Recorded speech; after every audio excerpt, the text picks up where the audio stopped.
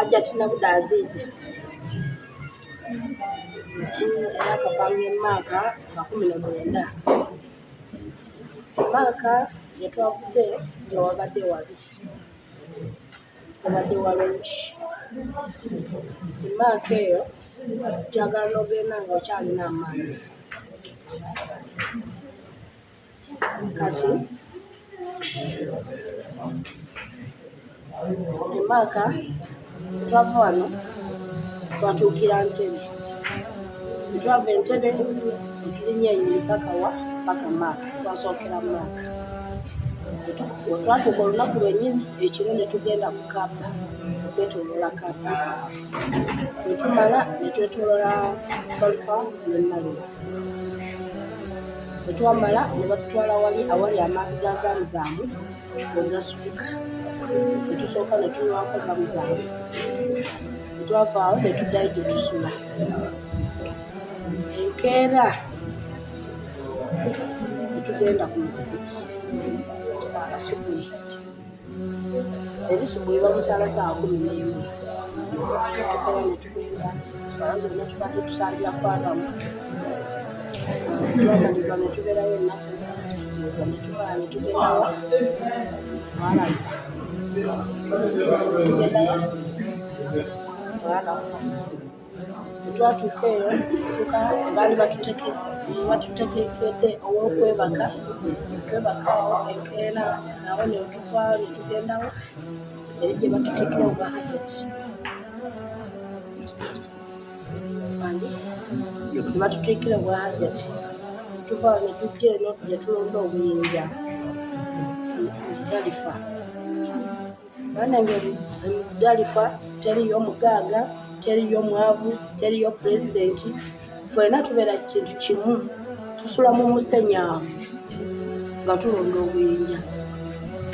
Wali we tubeera wali toyawula pulezidenti, toyawula ani, toyawula ani. Ffenna tubeera kintu kimu. Bwe tumala okulonda amayinja gaffe twasaalirawo Mangalibi ne Isha. Ne tuva ne tuddayo gye tusula. Enkeera ne tukeera ne tugenda ne tutandika okuba ebiwagu. Twasooka ne tukuba ekiwagu kimu. Enkeera ne tumala ne tuddayo. Batuwa ssaawa. Tubadde tutukubanga kiro ssaawa 5-6. Bannayuganda ze babaweereddemu obugenda okuba ekiwagu ne mugenderamu. Lwakuba kati bakyusaamu. Tekyalinga luli baali bagendanga nga bafiirawo. Naye kati bwe bagamba Bannayuganda muli kuba ssaawa 5. Making sure nga mutambudde tutuuseewo ssaawa 5. Bwe bagamba Abanigeria ssaawa 6 balina ogenda 6. Bwe bagamba Abayindi ssaawa 7 kati bakigonzaamu teri ng'abasooka. Ejja yaffe ebadde ennungi nnyo, tugyeyagaliddemu. Twagenza abantu ab'Embale bangi ne tusiŋŋaana ab'e Kampala. Bwe natuukayo ne bampa obukulembeze okulira abakazi bannange abali mu kibiina kya Supreme Council. Naye tebabadde babi, babadde bampulira nga tukolera wamu. Abakadde nga nina okubatambuza nga bwe kiragira. Bannange bbaasi we zijja bo badduka ne balinnya naye nga nze nina okulabirira abakadde bano. Nina okubatambuza mbatwale mbateeke mu bbaasi bo batuule wakirinze nyimirire. Abakadde they appreciate for that. Naye ndi musanyufu ne Alishuyo waffe tumwagala nnyo. Alishuyo waffe yatuwa esente z'emmere yale 5 nga tetumanyi gye biva. Ye yagamba mbawadde esente z'okulya ekitabanga mu kampani endala. N'atuwa ez'okulya ez'embuzi n'atugamba temujja kugula. Waliwo omugaaga yabagulidde ki embuzi 4.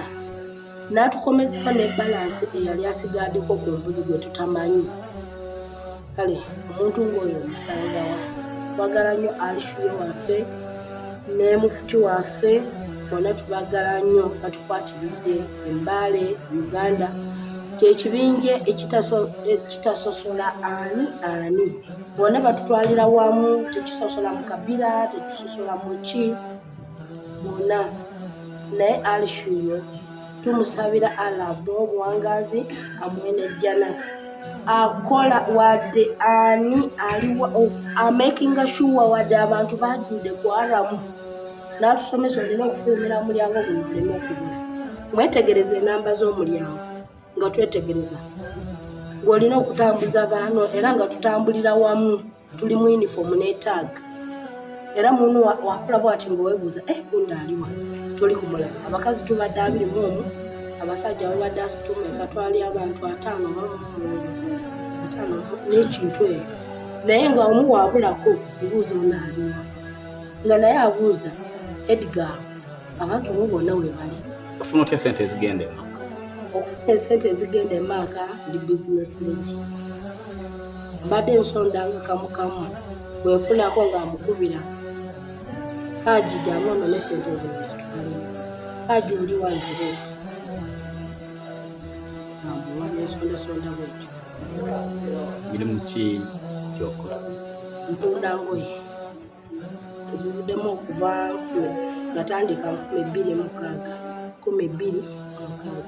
ntunda ngoye kyakutwalidde sente mmeka kubeera nti ogenda n'okudda Macca okugenda n'okudda zabadde $5,500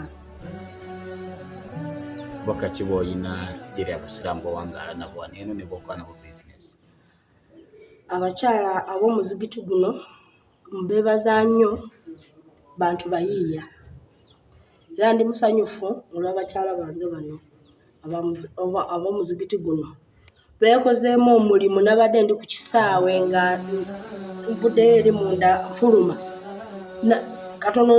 katono nzirike ogenda okulaba abantu b'omuzigiti guno nga baajudde basanyuse that they are very happy for me amaziga ne gatandika okulukuta n'enguma lwasanyu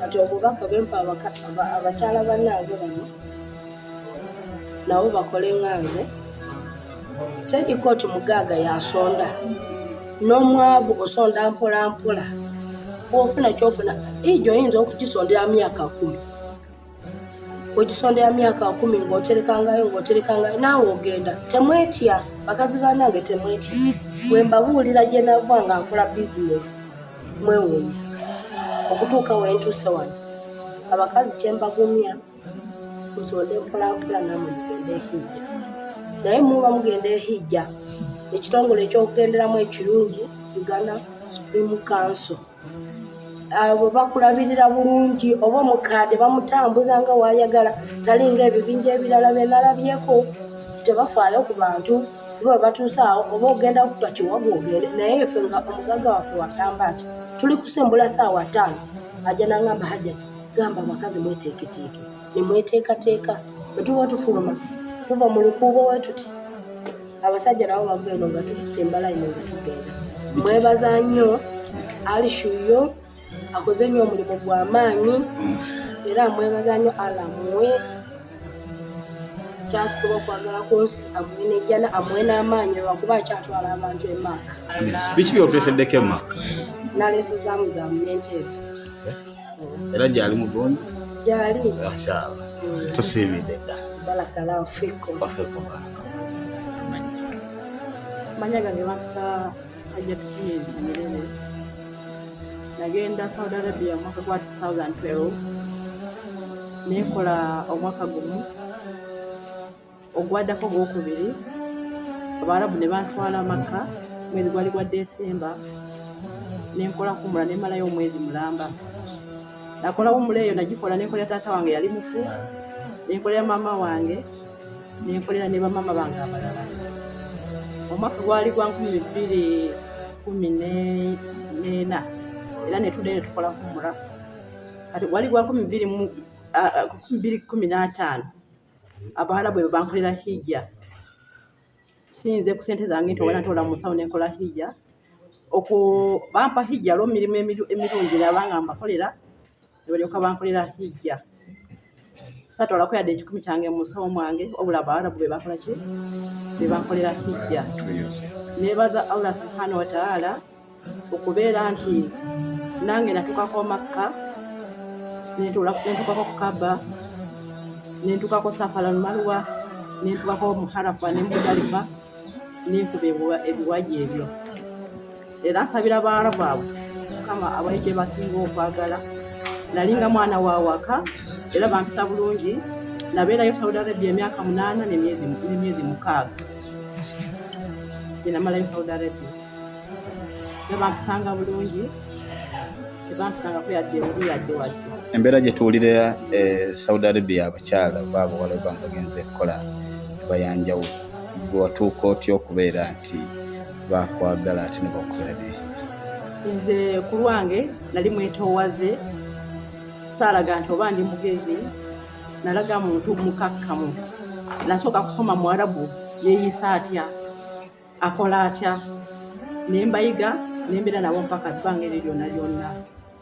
Era nali musiru nga mmanyi ekyantwala n'okifuna ndyoke nkomewo. Era nabifuna. Neebaza Allah, nazimbira maama wange ennyumba, nange neezimba wange wembeera. Neebaza Allah kubanga nina essanyu lingi nga tetusangika muzikiti, ng'omuzikiti guno gubadde gwakabeera nga gwakatandika. Tegunnaba kubeera nga gumala ebbanga ddene nnyo, naye nga ebintu bye tufunye bye tukoleddemu nga bintu bingi nnyo. Neebaza Sheekh waffe Sheekh Musa, neebaza ne Sheekh w'Ettwale, naye mwebaliza ddala. Neebaza n'abakyala bonna ab'omuzikiti guno nga bakyala balungi nnyo, banyiikivu mu kubeera nga basoma ddarasa, era bakyala beetoowaze batiba Allah nnyo. Kyova olaba ne mu kubeera nga mu kutya Allah ennyo kwe batya, Allah n'abeera nga yatusitudde amadaala okufunamu Hajjat babiri. Nenkubiriza ne bakyala bannange bonna bamirati b'emizikiti gyonna nabo babeere nga banyiikira, basabe nnyo Allah nabo babeere nga bafunamu Hajjat. Nsaba Allah buli mwaka ogujja insha Allah tubeere nga muzikiti guno tufunangamu Hajjat paka kigenderere bwekityo paka. Nsaba Allah ow'ekitiibwa abeere nga tusaasira akkirize hijja zaabwe bonna Hajjat ze bakoze. Nya n'eddoboozi mpitibwa Mariam Sulaimaani, ng'omuzikiti gwenkiikirira omuzikiti baguyita Masjidi Taqwa Namakwekwe, nga ndi mwana era nzaalwa ya wano mu gundi mu Namakwekwe wennyini, nzaalibwa w'omugenzi Hajjat kityo.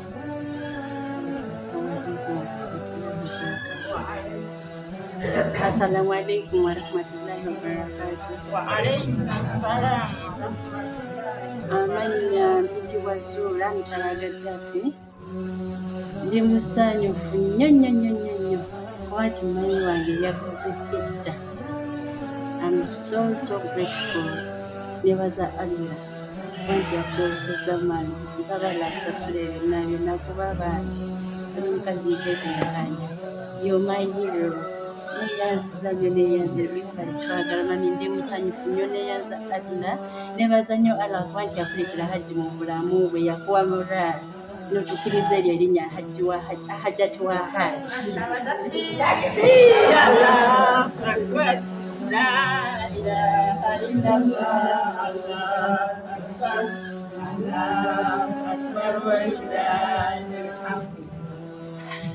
Esanyu nina ebigambo byo bitono. Nge mazima.